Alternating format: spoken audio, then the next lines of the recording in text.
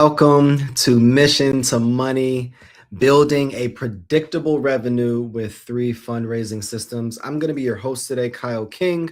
I am going to be your host, Kyle King, and I'm excited. I am really, really excited for this conversation that we're going to have today. We're waiting on our co-host, my man Dan, to hop on, and we're going to have a lot of fun. We're going to have a lot of fun today. And if you have any questions throughout the conversation, please ask us. And I am just going to stream live on how to build. Here we go. I'm streaming live on LinkedIn. We're streaming live on Facebook as well as on the YouTube platform. So again, welcome to Mission to Money, building a predictable revenue stream with 3 fundraising systems. You know, I am one that believes in creating systems that are duplicatable but not customizable. And one of the things that we're going to be talking about today throughout this whole conversation is how can we begin to scale up our fundraising efforts.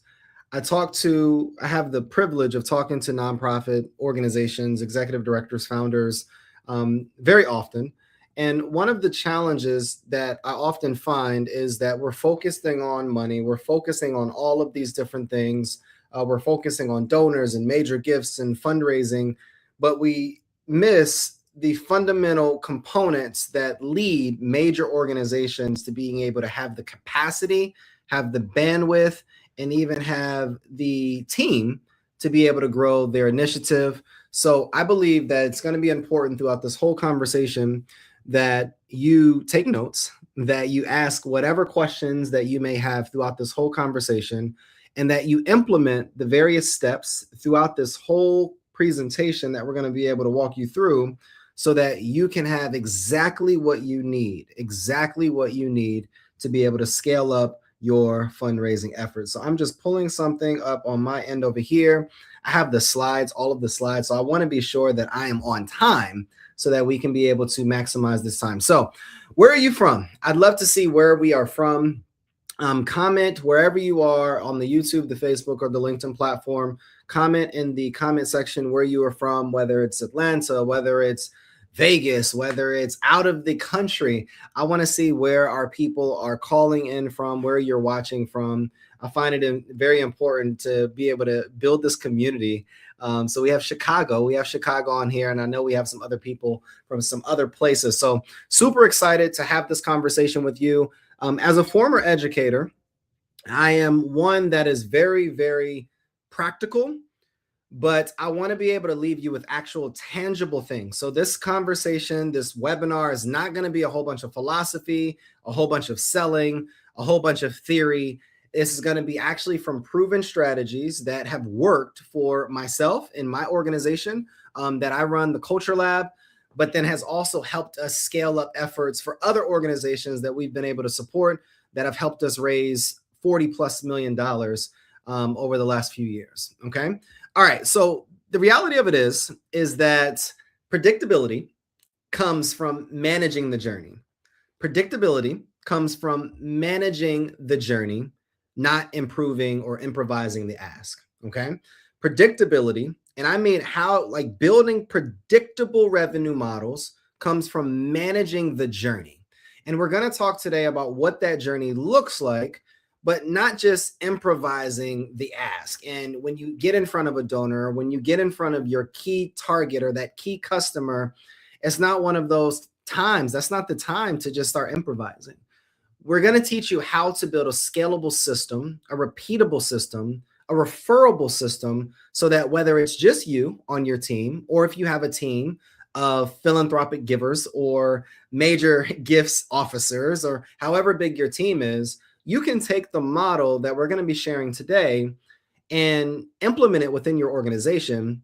And we can almost guarantee that you'll start seeing results within 30 to 60 to 90 days. All right. So predictability comes from managing this journey. Now, Kyle, what is this journey that you're discussing? What is this journey that you're even talking about? And anybody that's coming on, I want you to be able to talk about where you're from, post where you're from, and then also post questions throughout this conversation because I want this to be as specific and valuable individually for you. So whatever questions throughout this journey that you have, please comment them on whatever platform you are watching from. Now, when I talk about this journey, I talk about the fundraising journey. Now, the fundraising journey is similar to relationships and relationships that we build with people, intimate relationships. But in a nutshell, I call it the journey. And what we call it here at the Culture Lab is the journey from turning stranger to champion. Somebody that is unaware, that is completely unaware that you exist, that your organization exists, unaware of your mission, unaware with your impact, unaware with your efforts. And then at the end of that journey, somebody that is advocating for you, influencing for you, referring you, and doing all of these things to be able to grow, expand, and duplicate the mission that you are developing and leading. Now, let's spend some time on this specific slide. Now, I posted this slide, oh man, maybe 2 months ago on LinkedIn, got some great traction. A lot of questions were asked, but I want to be able to walk through what each stage looks like in real time. Now, stage one is awareness. I discover, let's say I am a donor.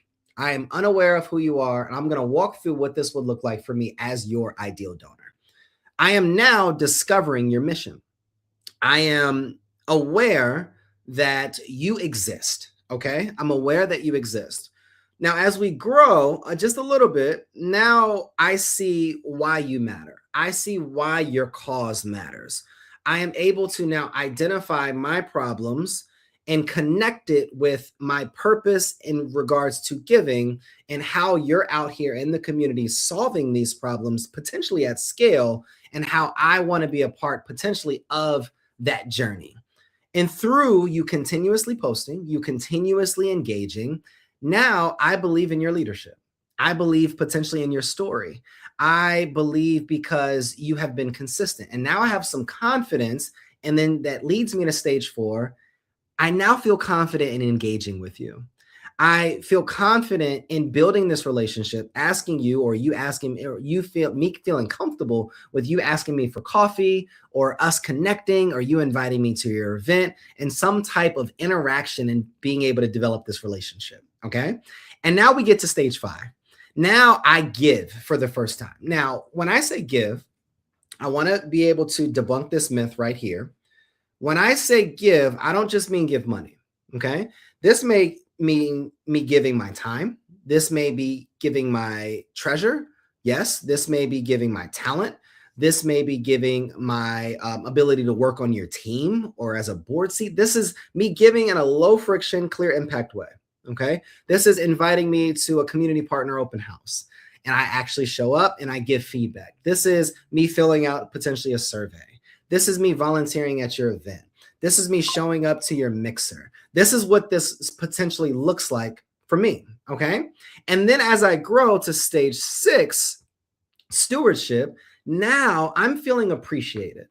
I feel appreciated. And now I'm grateful, and I want some updates. Now, this is where you're giving them updates. This is where you're engaging with them on a high level. This is where you're following up. These are those touch points on a monthly or a quarterly basis. Here's a quick hack. This is those notes, those handwritten cards in the note that you're sharing with these individuals. This is where that relationship goes up just a little bit deeper. All right. And then that grows to stage 7. That grows to stage 7. And now we have some expansion. All right. Now we have some expansion. Now I'm deepening my involvement.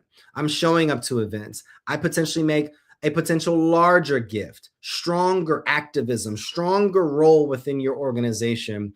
I want to be a part of this. And now I'm potentially inviting other people from my network or from my affinity circle or from my sphere of influence to be exposed to the great work that your organization is doing. And then that leads us to stage 8. That leads us to stage 8. And what we call this is the champion phase. This is the champion stage. Now I'm recommending, I'm referring, I'm advocating for your mission. I'm potentially a board member, or if not a board member, I'm showing up continuously to all of your events. I'm showcasing or sharing this on my platform or in my email. I'm potentially a monthly or consistent giver. I've activated different events or leverage my network so that we can be able to grow not just your mission, but our mission. This is the stages. This is the journey. So when I talk about in the second slide that predictability comes from managing this journey, not from just improvising on the ask. Now, when you think about this journey, and I see that people are on here from all over, what do you think is your most challenging stage that you are in your journey right now? Is it stage 1, awareness? Is it stage 2, relevance? Is it stage 3, trust? Is it stage 4, engagement? Is it stage 5, activation? Is it stage 6, stewardship? Is it stage 7, expansion?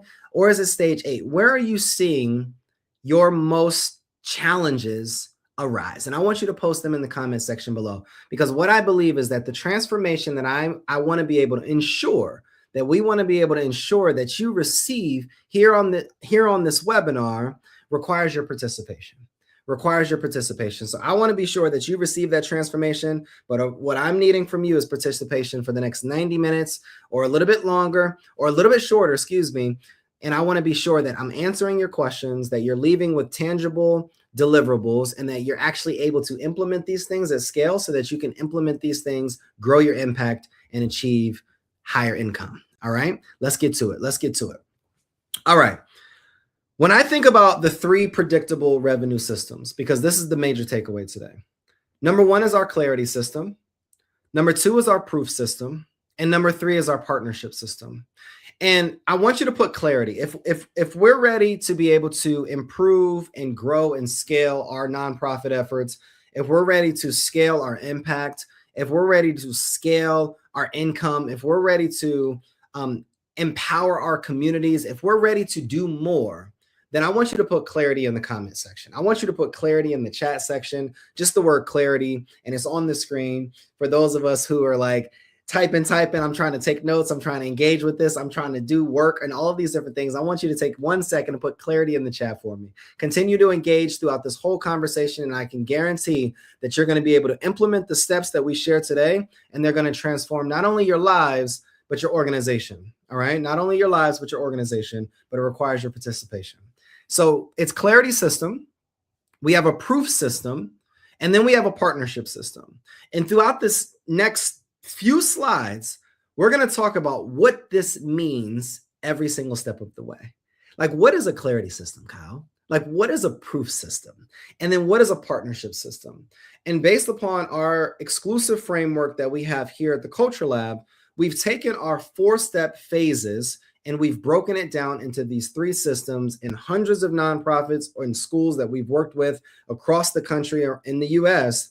We wanted to be able to ensure that by the end of this conversation, you're able to actually implement these 3 systems and be able to take it to the next level. All right, y'all ready? Put I'm ready. Put I'm ready in the comment section if we are ready. Put I'm ready in the comment section if you are ready for this webinar, for this presentation. And like I shared with you all earlier, I am a practical, and I want to leave you with tangible skills. So I'm not going to have a lot of theory. I'm not going to have a lot of fluff sides.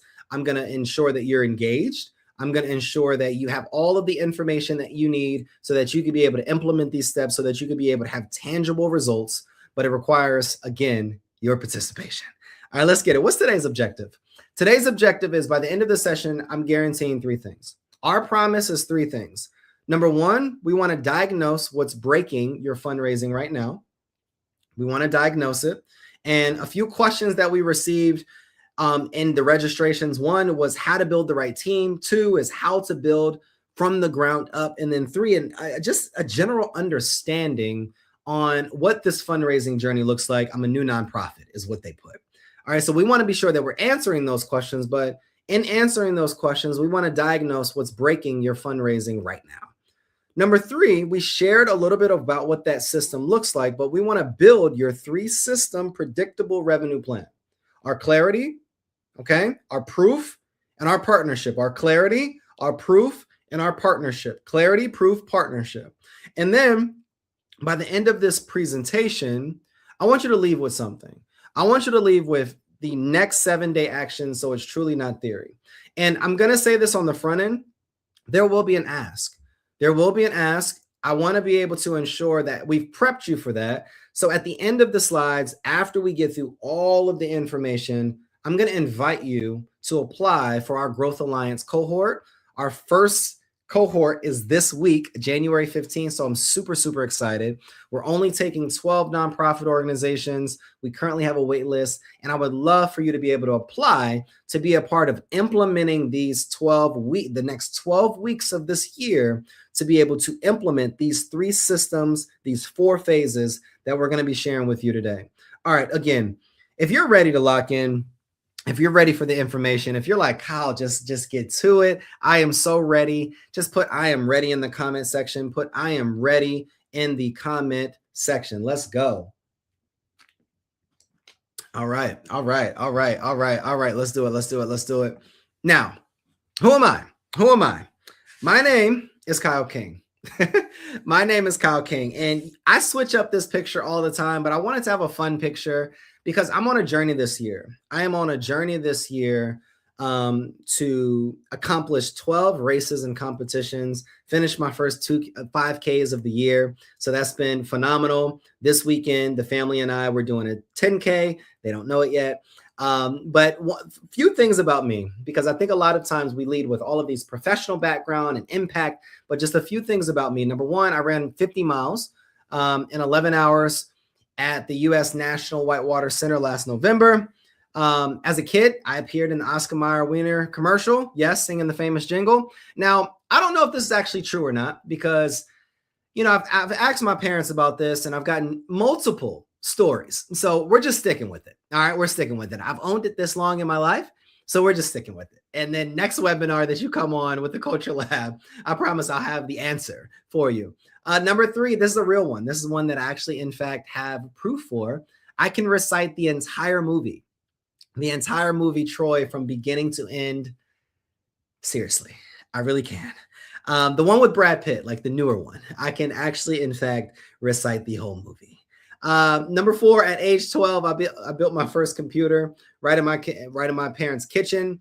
You know, looking back on that, I felt like I was ahead of the curve, because a lot of the apps and funnels and different things that we have with AI now require a lot less brain power. But I really feel like in another life, I would have probably been an engineer or a software developer. And then number 5, I'm a proud dad to a 2-year-old daughter, Kylie, my world, and a 10-year-old son, Carter, literally my right hand. Now, as we wait for my man Dan to come on, he was finishing up some meetings, and he'll be blessing us with his presence. I want to just share who he is.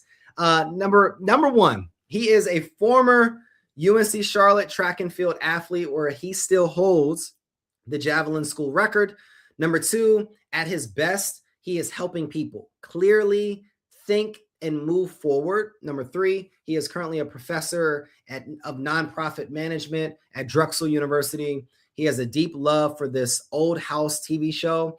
You know, when we were developing these slides, I looked up the Old House, and I had no idea what this is. I'm so used to like HGTV shows, and it has 47 seasons. So shout out to them for just sticking through it. He's a devoted husband and a proud dad of a 2-year-old son.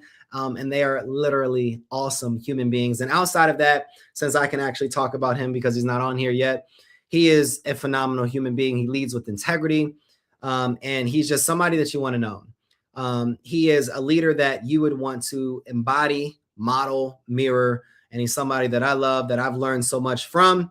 And that's the word, and I'm sticking to it. Let's get to it. All right. Now, what does impact look like?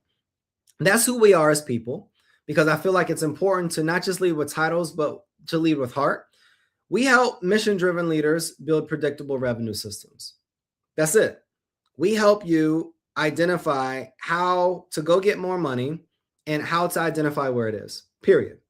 Now, I've raised $40 million over 3 years for schools, nonprofits nationwide, former school board member, teacher, leader, founder, author of 7 books. Now, I've translated a lot of that leadership and culture into repeatable organizational results for individuals like you showing up today.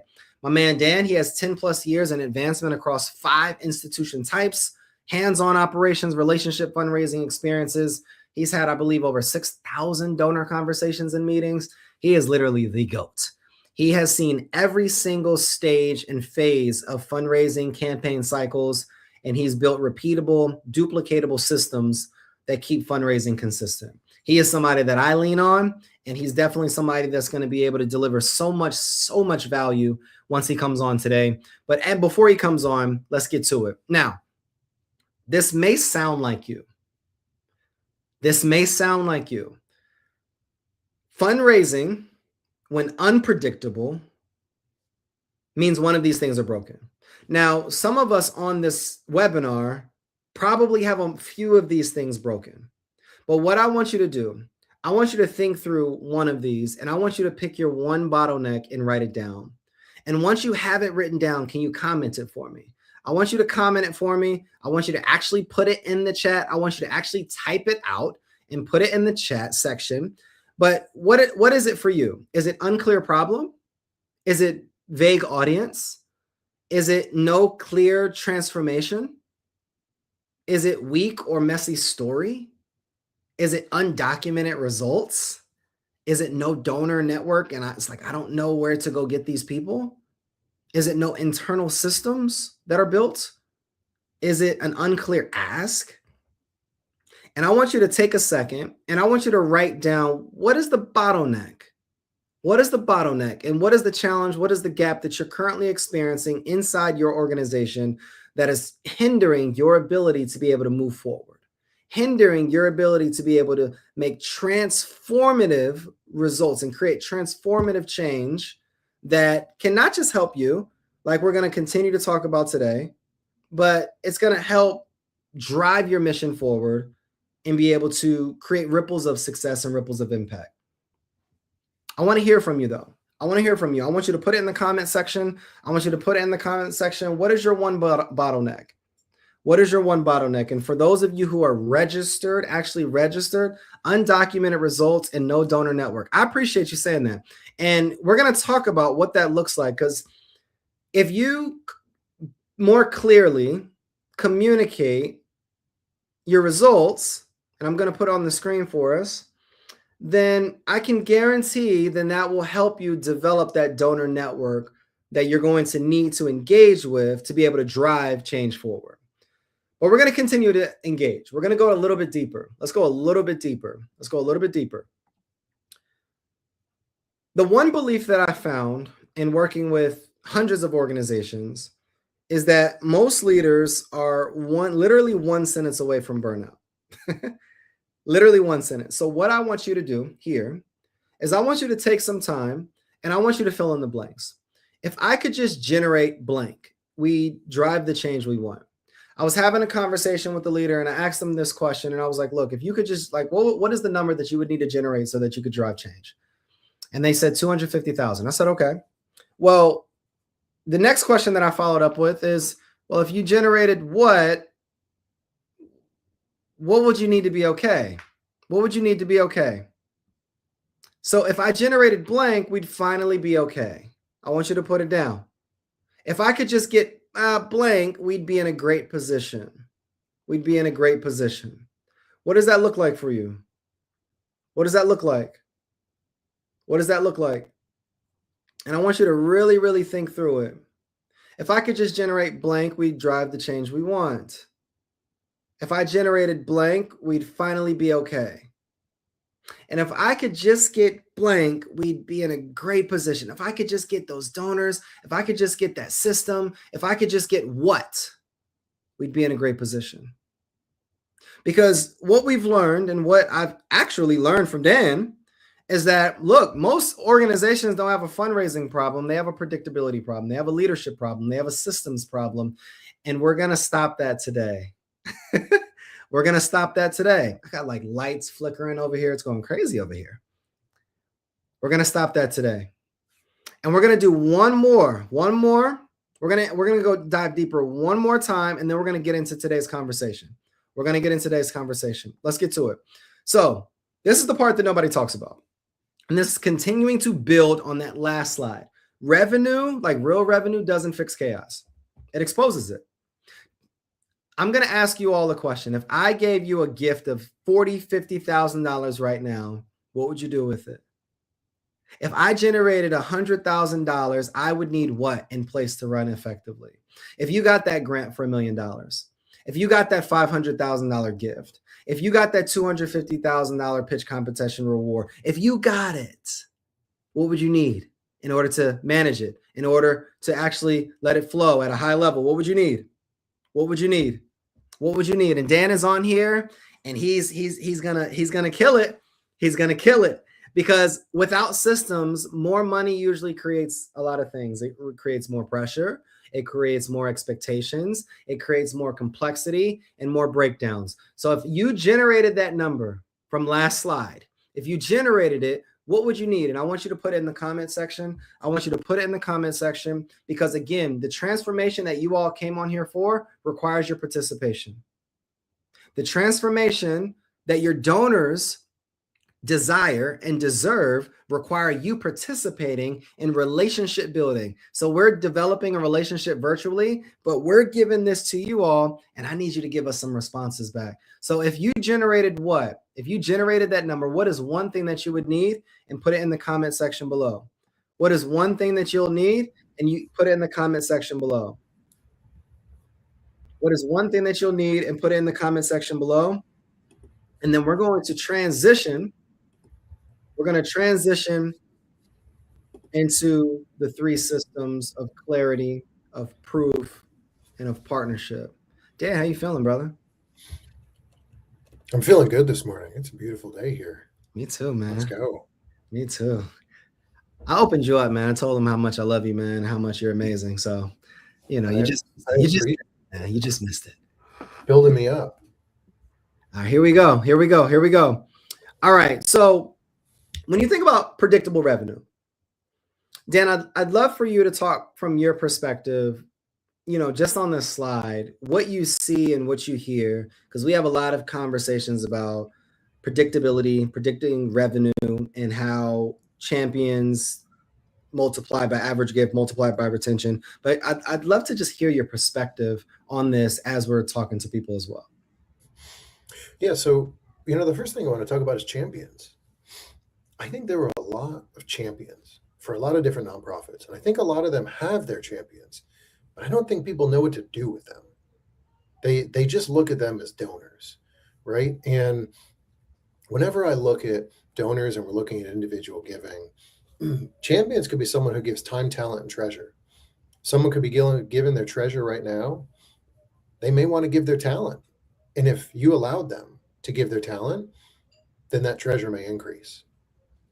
You also may have people who want to give their time but haven't given their treasure yet. And those people need to give their time to really feel like they are connected in terms of getting that treasure and giving that treasure to make an impact. And the reason I mentioned that with champions is because if you want to look at that average gift, you've got to have that base of champions. And you need to set that standard for what is that average gift. And that average gift needs to relate to your mission and the populations that you serve and the impact you want to make. And you have to set that up. And that goes into that storytelling in these three areas we're going to talk about. And then retention is the toughest issue that a lot of nonprofits have. But I think retention is the most exciting thing. It does not take a lot to retain people. It does not take a lot. But to retain people and build that retention, you need to humanize the work you do. And to humanize the work that you do, you need to look back at that average gift. And that average gift needs to be connected to impact. And then for that average gift to go up and to be consistent, you got to create those champions with time, talent, and treasure. And that all connects to that pipeline, the touch points, and the asks. I love it. And as you're thinking about that, let's get to it. When you think of the four phases, there's four phases in this journey of moving strangers to champions, moving from mission to money. The four phases, and we're going to talk through them, are prepare, prove, partner, and propel. Prepare, prove, partner, and propel. And we talked about the four phases, and we're going to talk about them and bleed them into the conversation. But what we're talking about today is the three systems: clarity, proof, and partnership. And as we think about these three systems, phase one, prepare, that's our clarity system. It's going to help us be able to clarify our problem, our process, our person, and what we need to be able to establish. And then in phase 2, this is our proof system. Just like Anthony talked about, those undocumented results, this is where we have to actually, in fact, prove that, look, I am worthy of this gift. I'm actually doing the things that I am communicating that I'm doing. And we're going to talk to you about what are the things that you actually need to prove. What does proof look like? And then phase 3 combines phase 4, and that's all about our partnership. Because once we are clear, once we have proof, now similar to what Dan said, look, it's easy to retain people, but if we don't have a system and if we don't have a way to be able to document, clarify, and communicate those results, then it's going to be challenging for us to be able to ensure that we are moving with momentum. Now, when we think about momentum, it isn't lucky. It is not lucky. It is designed. So when we think about this first clarity system of prepare, it's broken down into 3 things. Our story needs to ensure that that's prepared and optimized. Our strategies, we need to ensure that those are prepared and optimized. And our systems need to ensure that they are optimized and fully prepared. Hey, Kyle, I want to say something really quickly about Anthony's comment, and I know you just mentioned it too. Mhm. Anthony, I think you'll find this really effective. One of the biggest things I see is when people make that comment about needing staff and a team to run effectively, that is a really important comment. But sometimes people find, especially through these 3 phases, that yes, you need more people, but sometimes you're trying to do too much with too little, and you're not focusing on the right areas that'll bring you the most return for the small group or as an individual for you yourself. So I hope that this story strategy and the system specifically, we can help you say, okay, if I don't have the staff or team to run effectively, how can I run it effectively by myself or with myself and one other person? And we're going to get into that. So thanks for that comment. Love it. Love it. Love it. Appreciate you, Dan.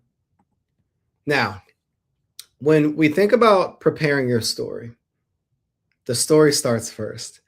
And we see this, and me and Dan have been on calls where we're talking to executive directors and founders, and they don't know the problem that they solve.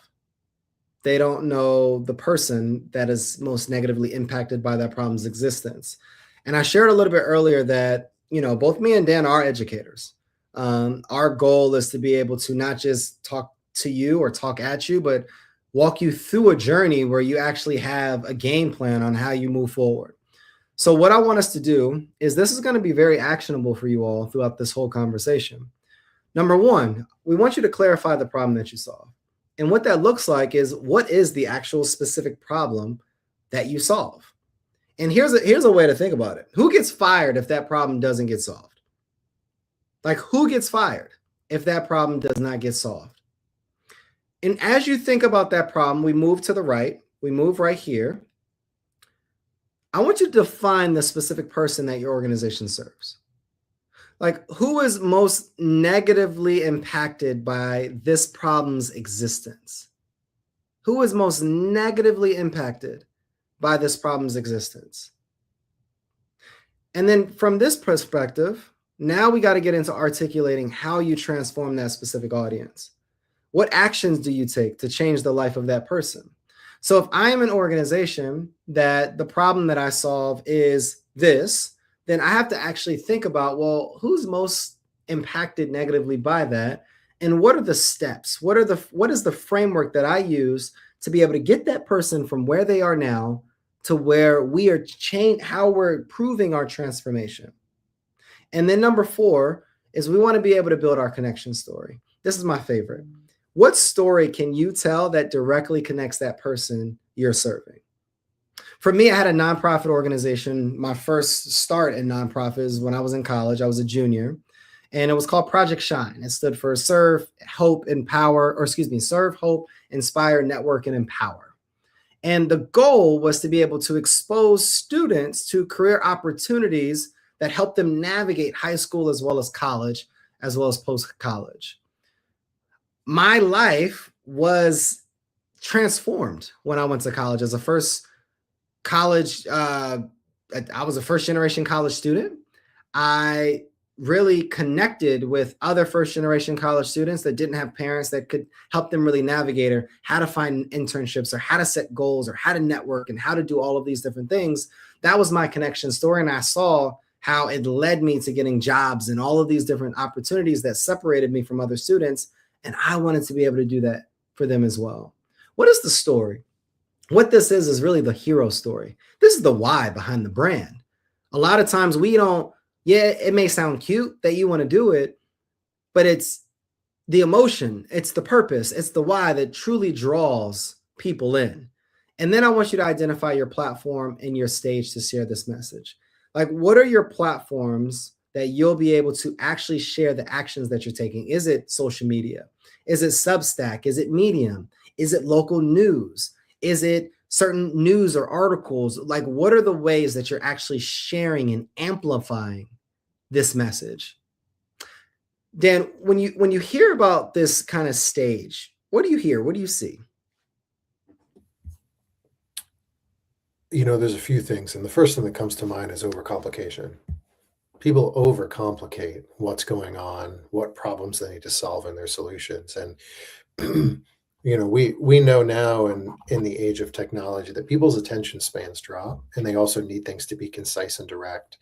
And that's something that I really find first is when you're building all this out, you've got to simplify what you're doing. It has to be easy for people to understand what problem you're solving, what solutions you're providing, and how you're doing that.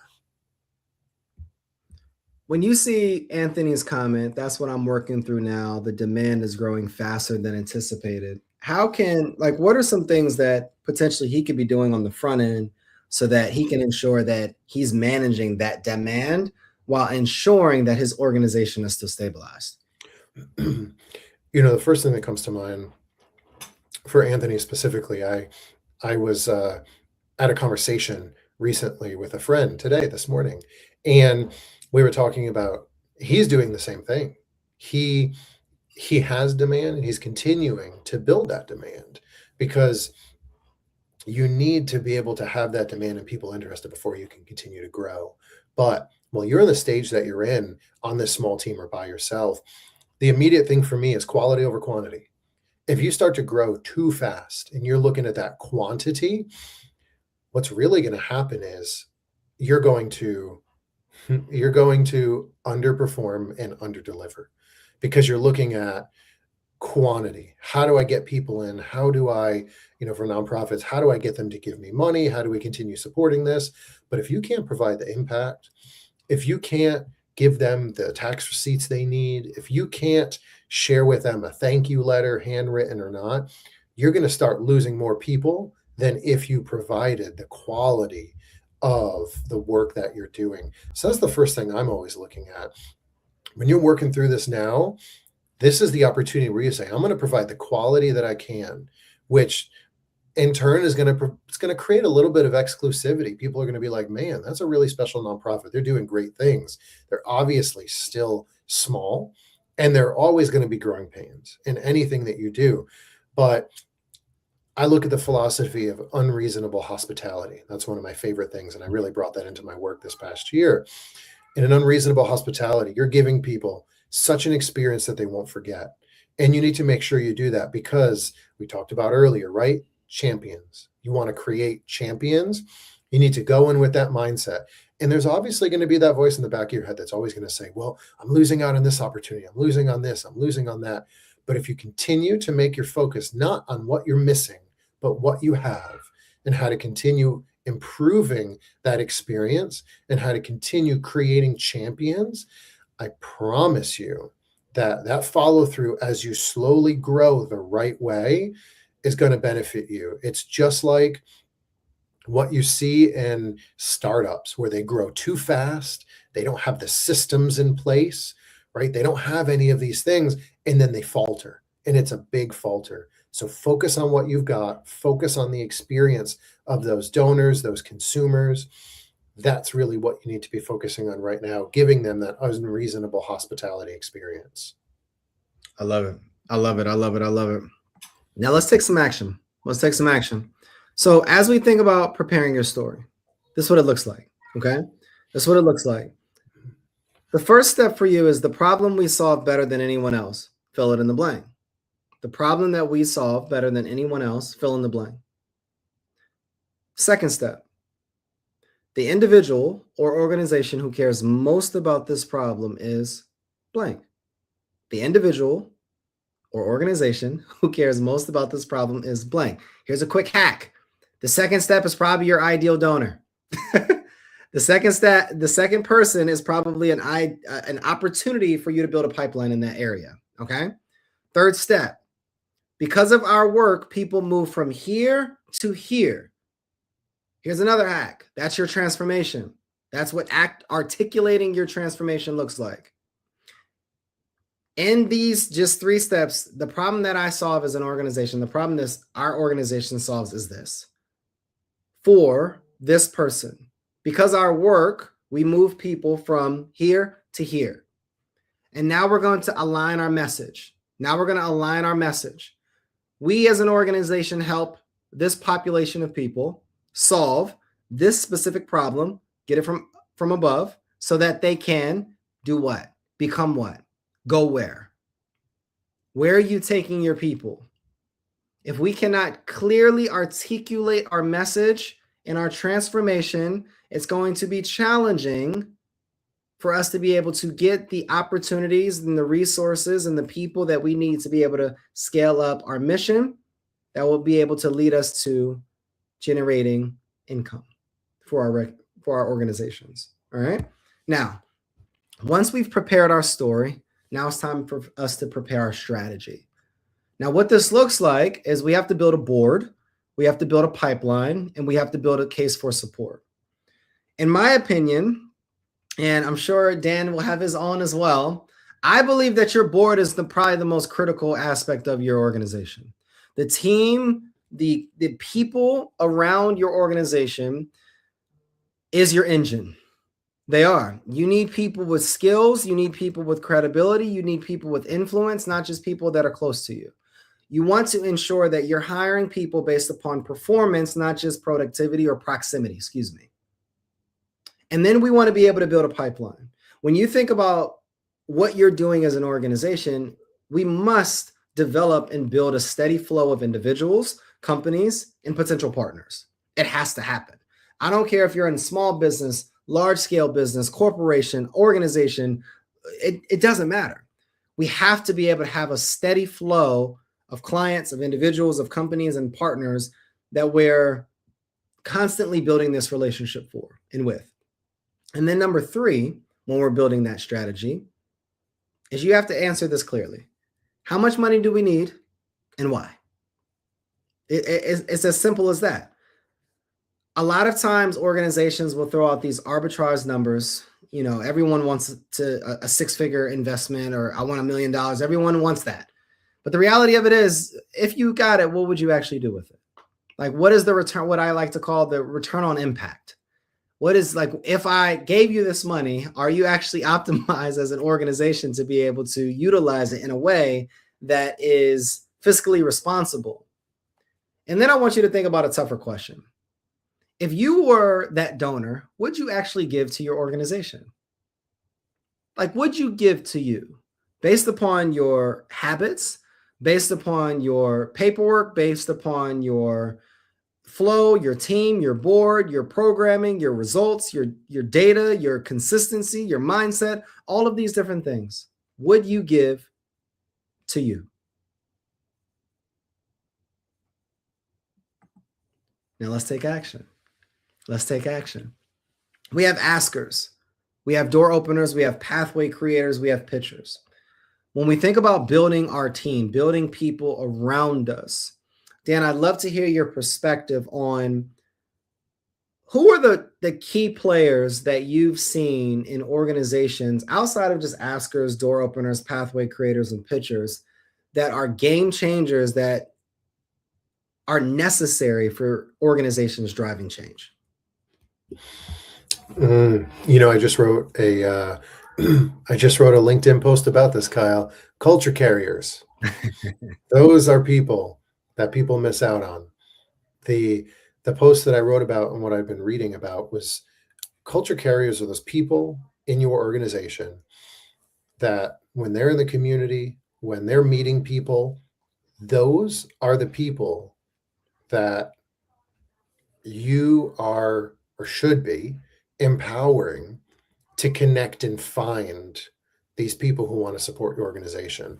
These are the people that carry the culture that you are slash the culture that you want to be when you're in the community, when you're going to events, when you're around the pitchers, the askers, the door openers, and the pathway creators. These are your go-to people. You want to recognize these culture carriers as the people that when someone thinks of your organization, they think of Tammy. They think of Tammy who is at these events, who has great rapport, who's an active listener, who knows everything about that organization, but is also humble enough to ask questions and be interested in all of these other people that surround you in surrounding ecosystems or with similar nonprofits. That culture carrier, that's one of the people miss. They're always looking externally. But if you want to present yourself the best that you can externally, you have to be looking internally to figure out who are those people that can do that for you externally. Hey Dan, can I just sidestep from the presentation and just ask a question? Like, how do you? One of the questions that I find that somebody actually asked, like, how do you build that team though? Like, how do you find those people? How do you reach out? What are the platforms that you recommend using to be able to ensure that maybe I look around me and I don't have the board, I don't have these types of relationships that align with the organizational goals. How do I go out and build these people? Yeah, I'll give you a great example. In my most recent role, I had created 2 boards for 2 different events. One of them was previous year was the largest event that we had ever done in terms of revenue and size. And in that first year, it was just building, just trying to get through things. And in the second year, I had met enough people, received enough recommendations, and been given enough referrals that I built out his team to a specific purpose, right? You talk about the askers, the pitchers, the door openers, and the pathway creators. The best thing that I always did with this was we talked about it in an earlier slide. You kind of talked about how to build the right team, what to look for. And I talked about time, talent, treasure. I was always trying to look at people who had one or the other or all of those pieces to really help be an incredible advocate. And long story long, what I did is I looked internally and said, what do I need to make this event successful? To make this committee for this event successful? And in relation, it could be a board too. And I realized if I wanted this to be successful, I wanted someone that understood politics, someone that could either coach people on the board, on the committee, or me on how to approach relationships and have those connections. I wanted someone that was very intelligent, whose job was in business development, that understood how to make relationships, and had shown me over the period of time they were willing to introduce me to other people because they trusted me and they understood that I was authentic and they didn't have to worry about introducing me to others. I had people internally who were already part of our organization as donors, or maybe had been on boards or were currently on boards and had these skills where they were incredible advocates and door openers for us. So what I did is I internally first said, what do I need to be successful for this event? Like, what does this event need as we build this out, or this board per se? And then I went and I said, okay, who have I met that I've had a great rapport with? It doesn't need to be crazy. It doesn't need to be looking at, oh, I need this person deep in politics, or I need this CEO of this company. No, you need people that fit the roles you're looking for. You need askers. You need people who aren't afraid to make connections and open doors, but also aren't afraid to work with you on strategy to be able to ask for what's really needed to find success. You need people who are willing and bought into your mission, your organization, the populations that you're looking to impact. You need someone who can pitch all of that and feel good about that, and maybe has a network or has someone else they're willing to engage in this to open up their network. And then you need these pathway creators, and I met a few really great people like that in my previous role, who would say, let's go out to lunch together. Let's talk about this. Let me introduce you to this person. Those pathway creators, to me, those are kind of the generalists, right? You have the pitchers can talk about it. The askers can ask. The door openers can open a door. But those pathway creators, to me, those are the generalists. They can do everything. And you need to have those people. And the common theme between all of them are they understand it, they're bought into it, and they trust you. And those are things you need to look at. Let's go. One of the pieces that I just want to second that you said that I love is identify the gaps and fill those gaps based with people. A lot of times we don't even know, and we're not reflective enough in those gaps that we have as an organization. So we're choosing people that cannot fill gaps and allow our organization to be able to move forward. Now, when you think about moving forward, we have to prepare a system. We showed you the donor journey a little bit earlier in the presentation. But when I think about the system, there's 5 stages. There's awareness, there's engagement, there's agreement, there's fulfillment, and there's advancement. That's it. Number 1, how am I getting my customer aware that I exist?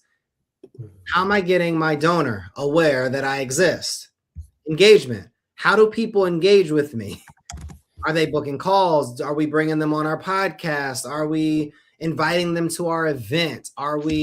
Dan had a great idea a few weeks ago where he was like, hey, we should do a pickleball tournament and invite nonprofits. And then we can get all of these nonprofits to compete against each other. And then we'll give $1,000 to the nonprofit as a gift who wins. And then that allows us to build what? Engagement in community. Number 3, agreement. What do I need to ensure a positive donor experience? See, a lot of times we want more donors, but our retention is low. So what can we do to be able to create an amazing customer experience? I want you to think about that time that you went to that resort. I want you to think about that time that you went on that cruise. I want you to think about that time that you went to Disney or that amusement park. And it was like you were a family member. They knew your name. They grabbed your bags. They took care of you. Are you doing the same with your donor? Because I'll tell you now, there's a complete difference at staying at the Fairfield Marriott versus the Omni. There's a complete difference than staying at the Westin than somewhere else. Now, no shade to other hotels, but you want to ensure that if you're creating a unique selling proposition as an organization, there's a lot of competition out there. What are you doing that will separate you from the other nonprofits and all of the noise that it's out there? And then fulfillment. What does client transformation look like? What does my organizational transformation look like? And then advancement. What does the process and journey look like beyond the first gift? And we're going to talk about beyond what happens to advance these donors after they give their time, their talent, their treasure. That first time, what does that look like moving forward and beyond? Kind of like Buzz Lightyear. All right, here we go. Now, when we look at an example of what a system looks like, now this is a real-time example. Awareness could look like, all right, well, I am creating awareness on LinkedIn for my audience. Engagement looks like I created a post that said, here are the 3 emails every nonprofit should send before December 31st. As you see, 133 comments, 27 reposts, 200 engagements, all of these different things happen. Now, they had to comment the word email in the comment section below, and then we sent them to what we call a landing page that then brought them to a funnel. So now they had to agree. They had to give their first name, last name, email, and then it moved them to a funnel that had an automated email sequence that then built them. And some of them have showed up for this call. Some of them are in our Growth Lab community. Some of them are in our Growth Alliance community. That's how we ensure that we are having our touch points. We're continuing to build relationship. We're creating engaging content. We're sharing our message, and we're clear on where our audience is. So what is your system that you are using to capture, engage, follow up, and close? Now, when we think of phase 1, it was all about preparing. That's our clarity system. Now we should be clear in what we're doing, our problem, our process, our transformation, our person, and how to articulate our story in a way. Clarity, yes, earns attention. But like we talked about earlier, proof, it earns that belief. Proof, you have enough proof in today's time, it'll probably lead to you getting a lot of gifts. What proving looks like in phase 2, and this is our proof system, it looks like highlighting one win. Like, what is one win that you have had within your organization within the last 30 days? Choose a simple result that shows your work is helping someone. One win for us as an organization in the Culture Lab, we have this webinar happening right now. And we have people that have been on here since the beginning right now. So what we could do as an organization, we could write this up as a newsletter and we can send it off. Hey, did you guys know that last week we had a webinar on how to move from mission to money, and we had these people on and we answered these questions, and here's 2 or 3 of the questions that we received. Boom. Now we're proving to people that we're doing this work. Number 2, capture the before and after. Think about it. Describe one person, family, or student's life changed because of you. I could guarantee that Anthony, he's been really engaged in the comment section. He has learned something that he didn't know before, and he got some type of process or system or something that maybe after he'll be able to take and implement. So what I would love to do is get Anthony's information, do a one-on-one with him, me, Dan, and Anthony. We break it down, we strategize, and now after that call, we share the results. Boom. That is a way to capture the before and after of the person that you are serving. Number 3 is save evidence of that win. Keep a quote, a photo, a number, or an update that shows that change is real. What we could do right now is do a little screenshot. Me and Dan could go like this, and then we could take a picture. We could post that tomorrow and say, hey, did you see that we were on live yesterday on multiple platforms sharing the 3 systems that have helped organizations that we've worked with make millions of dollars? Check it out. Here's the link. Or share it with your community. Make the win visible online, in a newsletter, or with your board. How are we communicating that proof? So look, we may have undocumented results, but are we spending enough time during the week actually thinking about, just thinking about the wins that we have, just thinking about the before and after, just thinking about the evidence of that win? On Wednesdays from 4 to 6 o'clock, I have a proof block on my calendar. Nothing can be booked, nothing can be scheduled, and all I'm doing is tracking all of the wins, all of the learning lessons, all of the different testimonials. So it gives me content for that following week to be able to post so that I can actually showcase what we're doing as an organization to drive leads. Now, you know it's action time, y'all. It's action time. Let's take some action. Let's have some fun. What I want you to do on the front end is we want you to qualify your results, like qualify them. Anthony, this is your time to start documenting some results. So this may be a good exercise. You're on here already. Let's document them.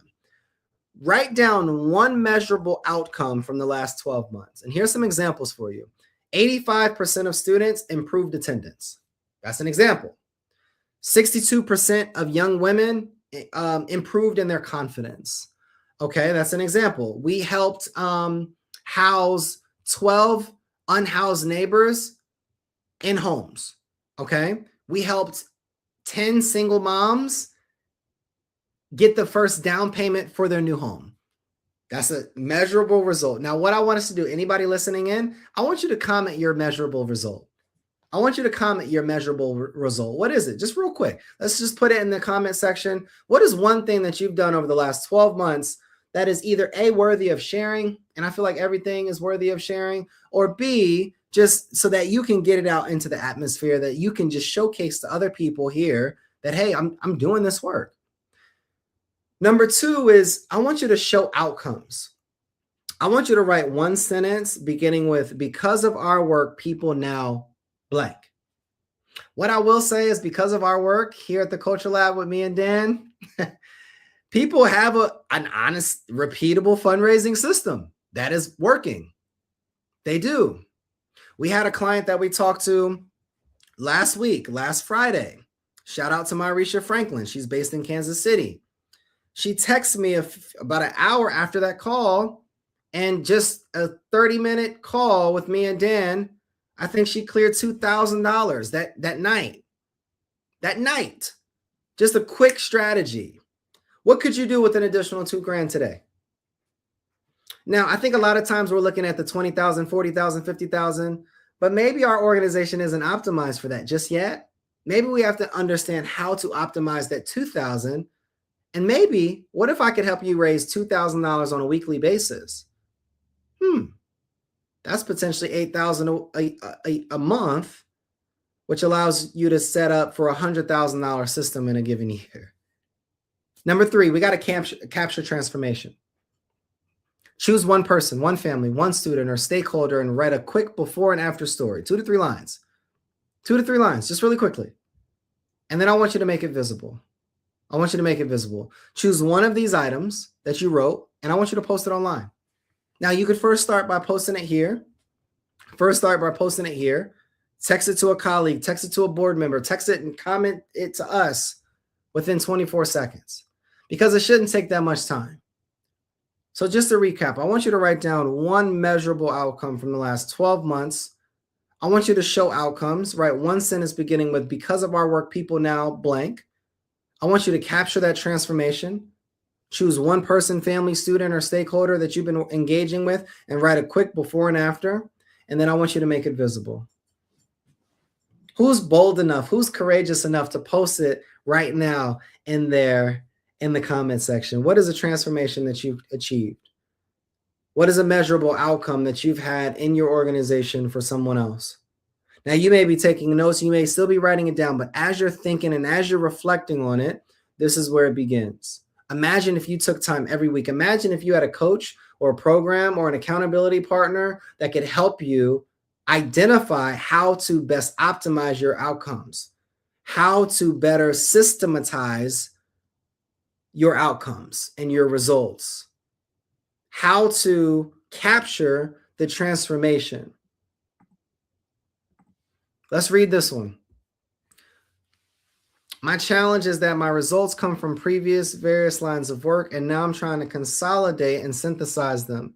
There isn't proven results from my nonprofit per se. However, my track record of impact has led me to this phase to lead this nonprofit.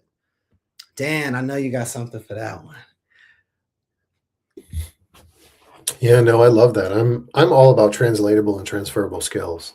And I think that there's so much value in that. So to hear your challenge comes from the other work that you've done. I mean, that's such a common problem, Anthony, is that there's, especially in the nonprofit world, there's so many things going on around us, and you don't know where to turn your attention. And I love that we're in the let's take action section, because that's literally what we're going to do, is we're going to help direct you a little bit better. Because to your point, how do you take all of these streams, these ideas, these things that need to be accomplished, and synthesize them to help you figure out, okay, where do I go here? What's my first step? What's my second step, third step, fourth step? And Kyle and I talked about this actually with Myrisha on our call. You had mentioned there isn't proven results. When I think about all this stuff, I think to myself, there's no difference between someone who wants to start a nonprofit, believes there's a problem and wants to solve it, and spends all this time building it.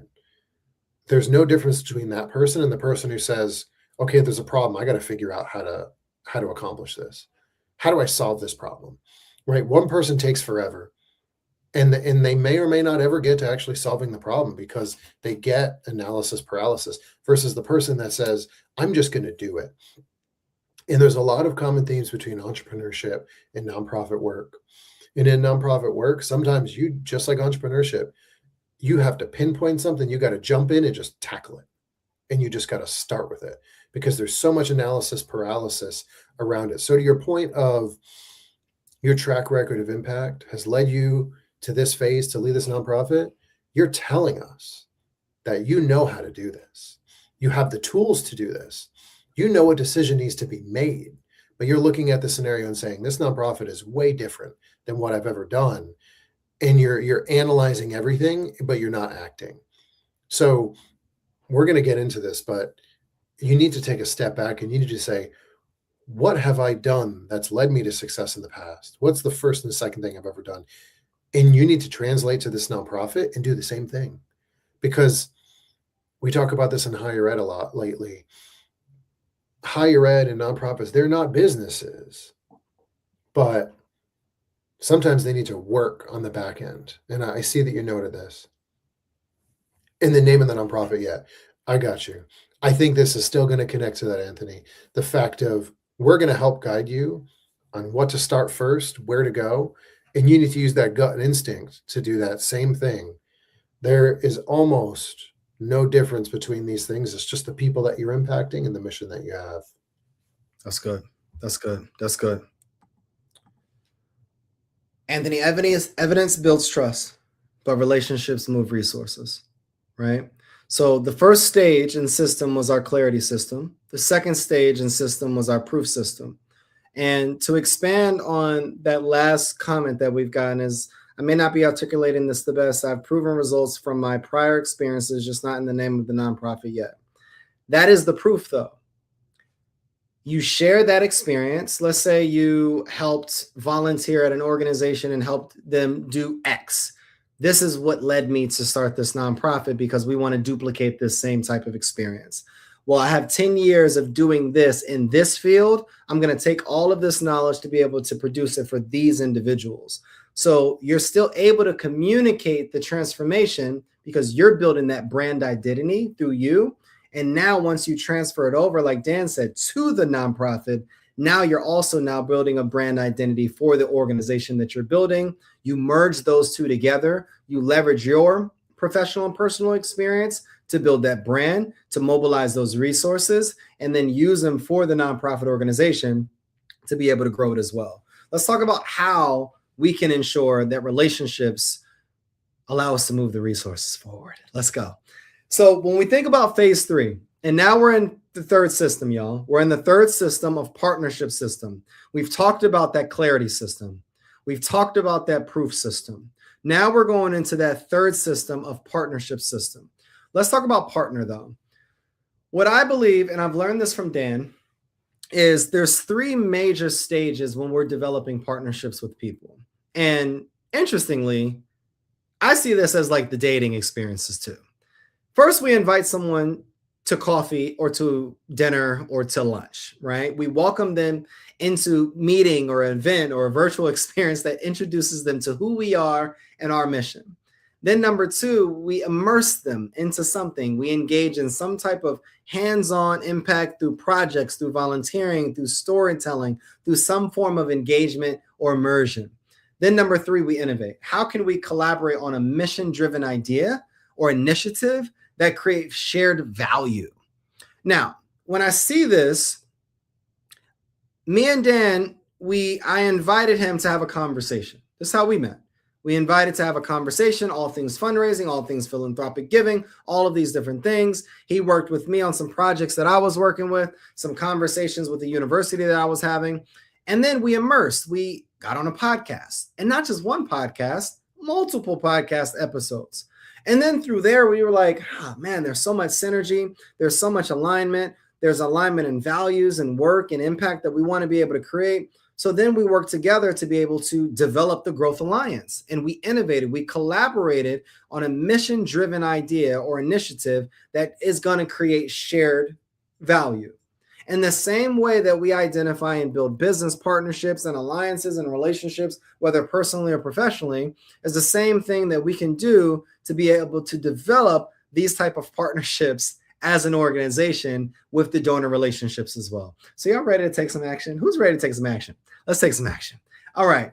And this is the educator in me, because when you're engaging in a classroom setting, when you're engaging with students, and I look at everybody that's engaging with us today as a student, I want to not just force feed you all of this information overload. I want you to actually take the time to engage in the comments, ask those questions, and be able to implement the steps that we're providing you all today. All right, so let's take some action. So what does this look like? Who is impacted by the problem that your organization is solving? I want you to list companies. I want you to list leaders.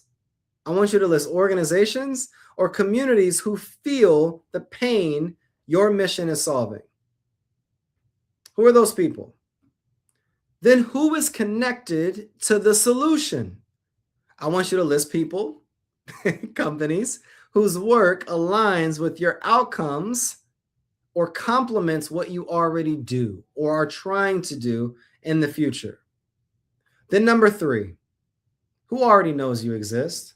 It's what I call that affinity circle. I learned this from my girl, Rachel Simon. She is amazing at Florida State University. Write down individuals, companies, or influencers who are aware of your organization or your work. Now, when we think about that infinity circle, if you draw a dot in the middle of your paper where you're taking notes, and you draw a circle and a circle, the people closer to the dot are closer to your mission, closer to you. They're aware, they're more aware. As you get further out of the circle, the outer realms, those are people that you probably have to have more conversations with and do a little bit more deep diving with. And then number 4 question, who has been impacted by your transformation? I want you to name those people who have been seen, felt, or benefited from the change that you create. What I will say, all these people are your people. All of these people that you wrote down in every single box are your people. Those organizations, who can I get in contact with? Because those are probably my people. The people that you're connected to the solution, those are my people. The people that already know you, those are my people. The people that you've transformed, those are my people. So if we just go back to those people, Dan, how do we do it? Like, how do we take all of these people that we just wrote down and all of these lists and actually activate them and potentially build partnerships? I think the first thing, and this isn't something you mentioned, and I don't think it's something a lot of people think about, but it's something that I really rely on. Data. That's the first thing. When you have a conversation with someone, you need to take notes. You need to reflect. You need to debrief afterwards, because if you are really going to be invested in a relationship or in data collection with these people, whether you'd mentioned influencers, people aware of your companies in general, aware of your organization, you need to understand previous conversations, current conversations, and what future conversations you want to have with them, because that's what's going to direct you when you're building this out.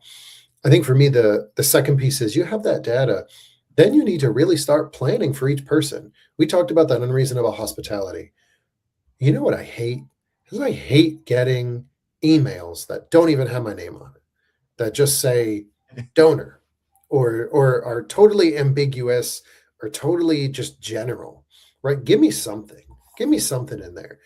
And that ties into what I just mentioned, because when you're creating out this, whether it's an outreach plan for individuals, whether it is grouping or segmenting people together for areas of interest, you have to have direction with everyone. And it has to be, here's one of my favorite words, it has to be intentional. If you want to be a successful nonprofit, if you want to be a successful leader, everything that you do needs to be made with intention. Whether it's a simple email, when I was early in my career, were my text messages as intentional as they probably should have been? Probably not. Are they now? Certainly. Are my LinkedIn messages intentional? Yes. Are the subject lines on my LinkedIn messages, my emails intentional? Yes. I reached out. I did a bunch of cold outreaches yesterday, and I reached out to someone in a different country. And I realized before I sent it, I said, okay, well, they're an MD. I said, it's much better for me to reach out to them and say Dr. So-and-so versus their first name, and them think that I'm not serious, because it's a lot easier for them to correct it and laugh to themselves and say, oh, you can just call me Dan, versus why did you call me about my first name? This is a cold outreach and this is professional. Everything that needs to be done with these people who know you, that know you exist, that people you want to connect with or you're connected with, or people you want to help you transform your work and your organization, it all goes back to everything that you do needs to be intentional. And I don't want to get too far into the weeds beyond that, Kyle, but intentionality, just like everything we do, right? Everything. When we talked about setting this up yesterday, we talked about how do we be intentional? What are Mhm. we doing with this? What's the purpose of this? Sure. What's the outreach? Who are we reaching out to? What streaming platform are we putting this on? We were intentional about everything we did. And I think that that's the basis when you're looking at taking action is how do you be the most intentional that you can be? Dan, you speaking to me, man. And I love the word intentionality because it requires a thoughtfulness as a leader. And anybody listening in, how thoughtful have you been when you're approaching your organization? And the challenge in being thoughtful is it requires us to actually take the time to think. It takes the time to think about not just ourselves and what we want, but the experience that someone else will get. We thought about you all in mind. That's why we developed slides, because we thought about our learners. That's why we wanted to ensure that we had the slides for taking action so that you could be able to take action today. We know you've taken your time. We know you've given your energy. We know you're probably in the midst of different priorities and responsibilities. So we wanted to be intentional with answering your questions and being able to provide an experience that you all remember as well. All right. So we're at phase 4. We're at phase 4, and we understand that relationships create opportunity, but systems create scale. Okay. So phase 4 is propelling. We're still in that third system though of partnership. Okay. So our first system was clarity. Our second system was proof. And now we're continuing to build upon that third system, which is partnership. When we look at propel, this is when we are beginning to advance those relationships forward. Now we have relationships, we're engaging, they're engaging, we're connected, we're building. How can we take this forward though? Maybe I've given a small gift. Maybe I've given a few hours of time. How can I move relationships forward? And there's 3 stages that we have defined here at the Culture Lab that we feel are most effective. Number 1 is we have to systemize those touch points. We have to. We have to maintain rhythm through intentional relationship communication. I know that me and Dan meet every Friday at 2:00, period. It's on the calendar. It's booked out. There's too much technology these days for your donors not to have a customized rhythm and communication channel. There's too many CRM platforms. There's too many technologies or AI platforms out there that you can leverage that will allow you to be able to have and maintain these rhythms through intentional relationship communication. Number 2, we have to make strategic asks. One of the challenges that I see with nonprofit founders, especially nonprofit founders that are under 500,000 in operating budget or just fiscal budget, is they're not making strategic or intentional asks. I want you to invite aligned partners into meaningful investment. Like, what does that look like? What will it look like actually someone giving to you? And then we want to be able to expand the overall lifetime value of our donors beyond one-time commitments. We want to continue to grow relationships with our individuals. Now, you know the next slide. If you've been here with us for the hour and some change that we've been on the webinar, again, we want to be able to get into our 7-day implementation plan. We want to be able to take some action. Okay. We want to be able to take some action. And before we bring our next question up that just came in, we want to walk you through, Dan, and I'd love for you to kind of walk them through what this would look like from a 7-day implementation. They have a donor, they have someone that they've been engaging with. What will this look like from identifying the champion, establishing a timeline, defining the request, clarifying the impact, and setting the next step? One of the things that we talked about and why we are so intentional is that in our description of this webinar, we wanted you to leave with a 7-day plan, some type of information that you can take that you could be able to implement moving forward. Dan, what are your thoughts? I want to walk through this on a very simplistic level here, just to give people an idea. We talk about identifying the champion, and we talked about earlier with Anthony. Sometimes we're looking too far out. We're not looking at what we already have, right? And I want to say, identify the champion. Sometimes you have people internally internally, as in current donors, who are already your champion, but you're missing out on them. You're looking at people who are given $1,000 gifts, 5,000, 10,000, whatever that may be. But you might have a champion given 250, and you're not thinking about that person because you're just looking at the money, versus that person may be able to open doors. That person may have a lot of time to be able to help us, which in turn, if they're working with us, that's going to build that investment with them.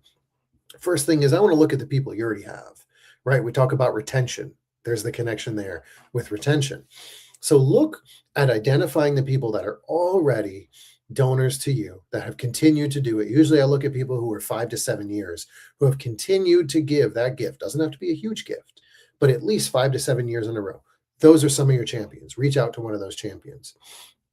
Next, you need to reach out and connect with them. You need to find a time to talk. One of the best things you can do, and this is why I consider myself an executive thought partner, is once you've established that person and you identify that champion, find time to talk with them. Spend time with them. It doesn't need to be anything crazy. Spend time checking in with them. What's going on in their life? What are they supporting? What's important to them right now? What does their world look like? Invest intentional time in them. Once you've done that, you're going to start to get answers to some questions you didn't know that you needed and that you had. Then you're going to go to define the request. This may not be directly after that, but you're going to be able to use that thoughtful and intentional conversation to define that request, because you're going to be collecting data and information that's going to benefit you and benefit them, because your goal is to help them fulfill something that's on their mind, some cause that's important to them. You're going to be able to define that request internally with you to figure out, what do they want to support? What are they connected to? What's important to them right now? Have they told me, oh, I have a tax bill coming up. I just got a new job. I'm working on my will right now. This, that, or the other. And then from there, you're going to go to clarifying that impact, because once you define the areas you think you want to be in, then you can have that second meeting with them. You could say, hey, you know what? We had that last conversation. You mentioned this specifically, which shows your active listening and your intentional kind of listening and focus on them in a conversation. You're going to say, you know what? I just want to clarify. You mentioned this. Is that really important to you? Do you know we're doing something like that in our work right now that you might love to hear about? Something in the 5 areas that you want to support? Well, let's have another conversation about that. Let's clarify the impact that we're making here that you might want to be a part of. I really think that you might get a lot of fulfillment from this. Then you're going to set those next steps.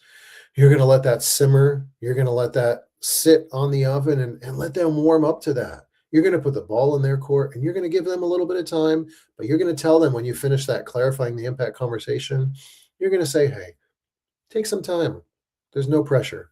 I'm going to follow up with you in 2 weeks. I'm going to check in. Let's get together again. Let's talk. I want to share some things with you. Let's just get together. Because one of the really important things, and we've talked about this in a previous conversation, people give to and they support people that they trust and people they like. And some people are afraid to get vulnerable enough with your donors for them to really understand who you are as a person. So when you're defining that request and you're clarifying that impact, you need to go in there, put the focus and the onus on them. You need to listen. You need to be a good person. You need to be really invested and intentional with the questions and the way that you interact with them. And then you're going to leave that ball in that court. You're going to let it simmer, and you're going to work on, what do those next steps look like? How did they act in that conversation? Did they seem confident? Did they seem warm to it? Did they seem really excited? You're going to go back and you're going to build out what an intentional plan looks like going into those next steps. And those next steps could be 2 weeks when you check in with them, could be a month later. I know that I've had to wait months for them to be ready, but I'm always checking in on them and seeing how they're doing and see if there's any value I can provide to them.